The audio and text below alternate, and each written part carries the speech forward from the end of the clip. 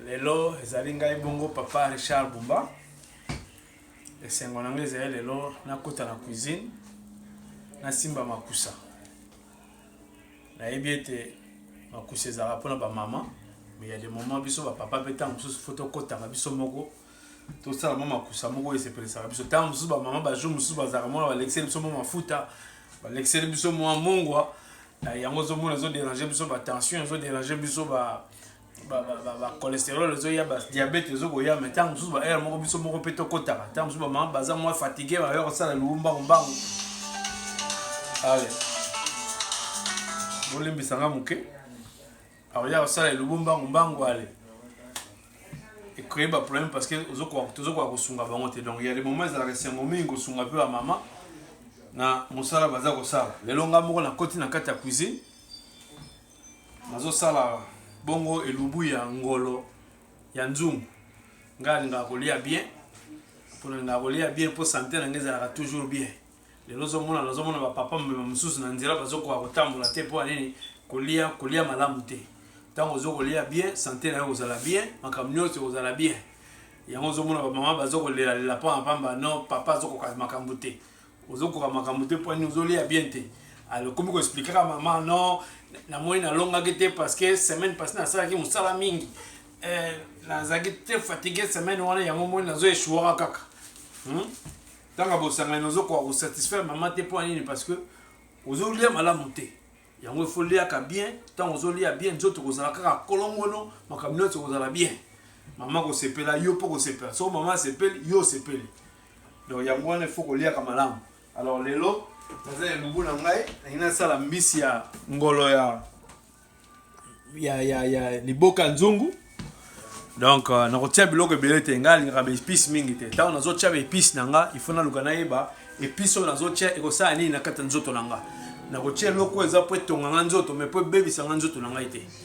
Na tondisaka mafuta na biloko na ngate, na tondisaka mungu na biloko na ngate parce que na yebi soko na tie mafuta ebele ekobomanga, soko na tie mungu ebele ekobomanga, soko na tie pe épice mingi, misu be épice misu ezaka bien te na santé na biso ba ibale. Surtout so yo mobile so leki 40 ans et comme tango ya keba kolia na yo faut contrôler en malamu parce que otika na tamu ta ya mingi les sous te pour faire lo bano sembo.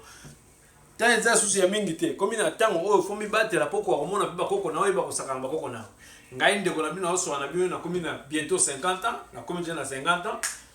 Alors na 50 ans il faut na za mesure ya regarder corps na nga malamu pour na yeba nini ya kokima mbangu na bakoko na nga pour soko santé za malamu te na bakoko na nga moyeto kima na mbangu kozala te. Alors na biloko na nga na kosala liboka nzungu na nga naza kaka na ndembi esili pilipili na ngai ezali awa naza na citron mafuta na yebi na te so na kosalela yango naza na mungwa naza na noix de muscade et puis naza na cube.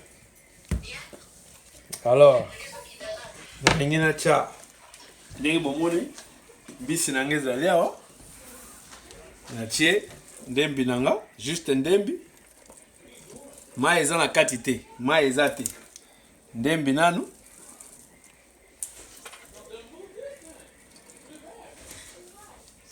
ezaka mbisi moko mais na tie ndembi bozomona bien na tie ndembi ebele ndembi oyo nazotia oyo ezali bien pour la santé mais pour la circulation makila eza vraiment malamu mingi mpona yo. Ok ndembi na nga ekoti na tie ndembi nayebi ke na mbisi ezalaka mwa bien mingi mwa pilipili esalaka mwa chweke donc tie mbuma mibale na kofina yango te po tia desordre te na kati natie mwa mibale evandi wana après wana nazwi mungwa. Alors po nakokosalela mungwa soko olingi okosalela mungwa ya pamba mais lokola oyo ezali mungwa esangani na cube donc na préféré nasalela oyo soko olingi okosalela mungwa pamba comme olingi okosalela mungwa oyo esangani na cube donc yango nakotia.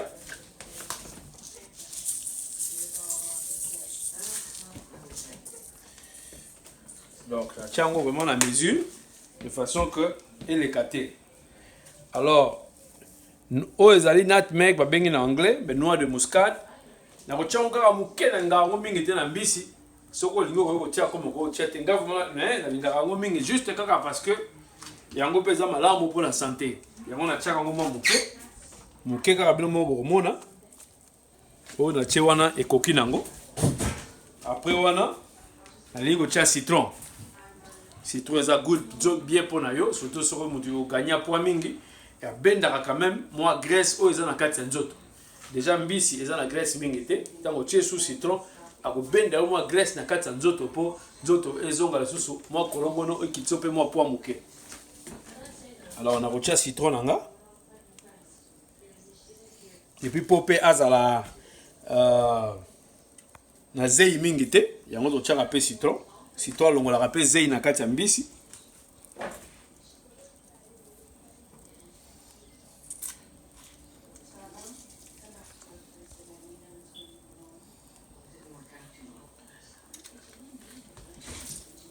OK, citron na biso ekoti na ngara soko na tse na ngara soko na sali citron eloko moko na bosanaki na bosana je crois feuille de l'Orient pe ezali bien mingi na kati ya mbisi. On a déjà fait de l'Orient. Autre bengi bongo bay leaves en anglais, fait de l'Orient. Na kuchangwata 4 na kati. Yango pe sala ka mwa chweke na biloko. Alors, là on a si boye. Na ngaka tangawisi nanga na niki yango muke, mais avant même na cha tangawisi.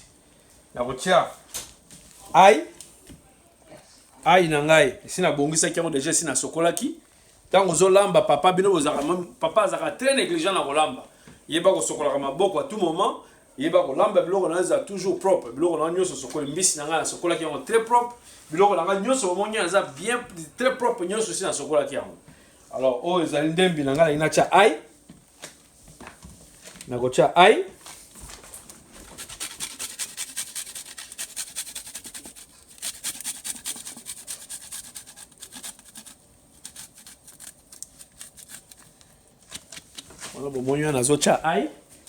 raison pour laquelle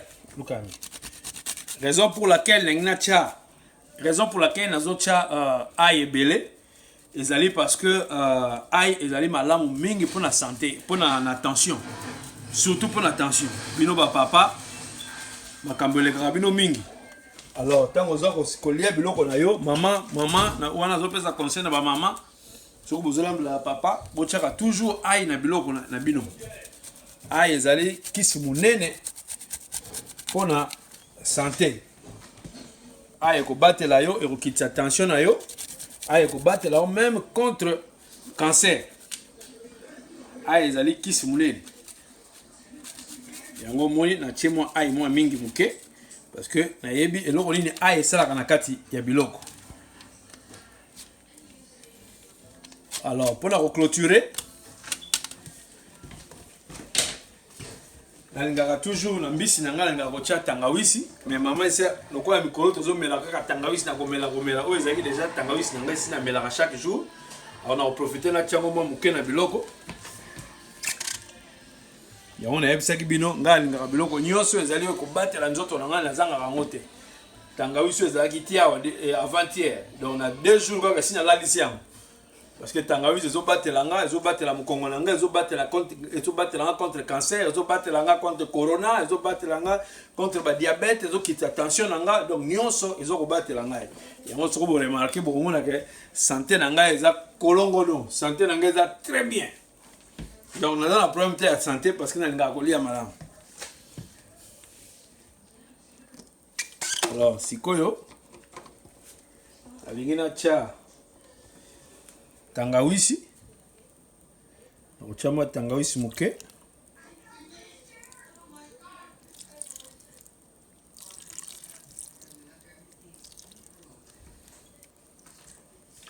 ok mwa tangawisi ekoti. Alors nafungoli mbala moko moto nanga nakofungola yango moto makasi mingi te parce que mbisi ezalaka bien ntango ozolamba mbisi il faut mijoter yango donc ntango nazoba komijote kolamba yango na moto ya moke de façon que ebela malamu parce que mai eza lisusu ndenge ezalaki kala te ebale ebeba ebale bato bakoma kobwaka n'importe quoi na kati ebale bato kokoma kobebisa kosuba nyonso na kati ebale alors ntango ozolamba mbisi na yo faut lamba yango na moto ya malembe de façon que eboma microbe nyonso eza na kati na mbisi yango nakofungola moto na ngai naza na moto ya high ya niveau ya 9 mais ngai nakotia yango na 5 alors lokola ezali liboke ya mbisi nakoprefere kotia yango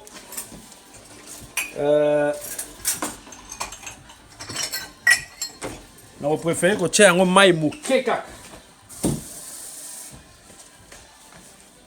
nakotia yango mai moke ye moko mpa kobota mai na ye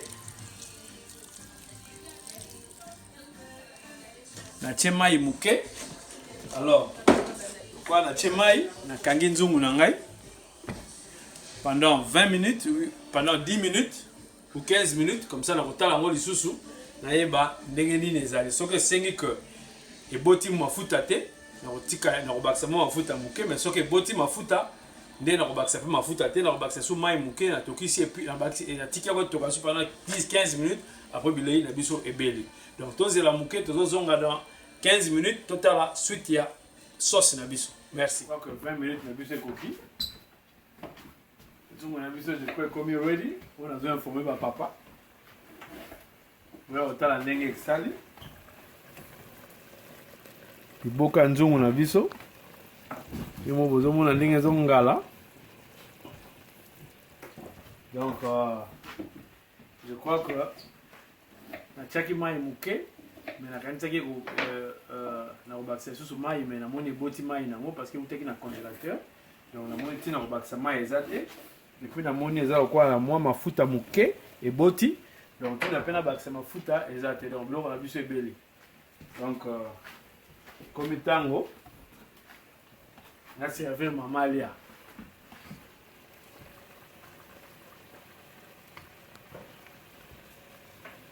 tala ndenge biloko ezobima na elengi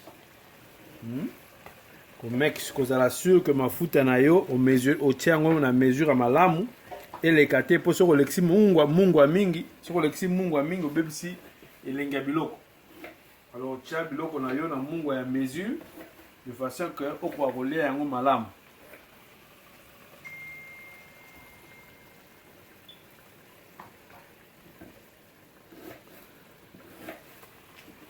je crois que le goût na biso yango donc à moins de 25 minutes biloko na yo eza ready